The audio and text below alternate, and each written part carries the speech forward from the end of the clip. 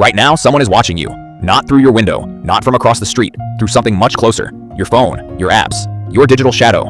And here's the terrifying part. You agreed to it. Every tap, every scroll, every pause is being recorded, analyzed, and stored. And if you think you're invisible, you're already too late. You think you're in control. You think you choose what to watch, what to buy, what to believe, but you don't. Because the system watching you doesn't just observe, it predicts, it learns, and eventually it decides. And here's what nobody tells you. The more you use your devices, the less control you actually have. There's a hidden system operating behind everything you do online. It doesn't sleep, it doesn't forget, and it doesn't care about your privacy. This system builds a version of you, a digital clone, not based on who you say you are, but based on what you actually do.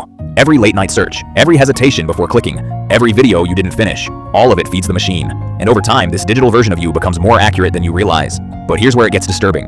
This version of you is sold, traded, analyzed, weaponized, without you ever seeing it. Let's break this down. Every app on your phone tracks behavior, not just obvious things like what you click, but subtle signals, how long you look at something, how fast you scroll past it, where your finger pauses. These are called behavioral signals, and they reveal something powerful: your attention. Now here's the problem. Attention is the most valuable currency in the world, because attention leads to influence, and influence leads to control. So companies don't just want your data, they want to understand you better than you understand yourself. They feed your behavior into complex systems, algorithms designed to do one thing: predict what you'll do next. And once they can predict you, they can guide you.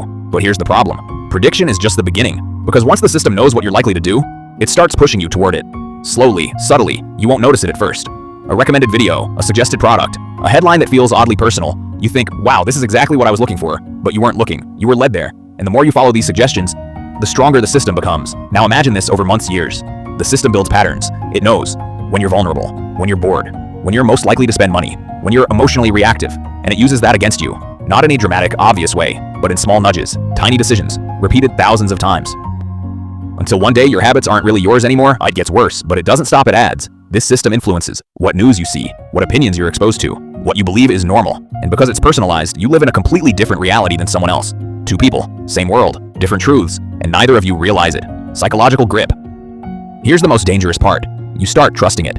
You rely on recommendations. You let autoplay decide what's next. You stop searching and start accepting. Your curiosity shrinks, your thinking narrows, and your choices become predictable. Exactly what the system wants. Second loop expansion. But here's what nobody talks about. What happens when this data falls into the wrong hands, or maybe the system itself becomes the wrong hands? Because once your digital profile exists, it can be used for more than just selling products. It can influence elections, shape public opinion, manipulate behavior at scale, and you wouldn't even know. So how do you fight something you can't see? You don't disconnect, you become aware. Step 1, interrupt the pattern. Stop letting algorithms choose for you. Search manually, click intentionally, break the automatic loop. Step 2, reduce your signal, limit app permissions, turn off unnecessary tracking. Be selective about what you engage with, because every interaction feeds the system. Step 3, control your attention.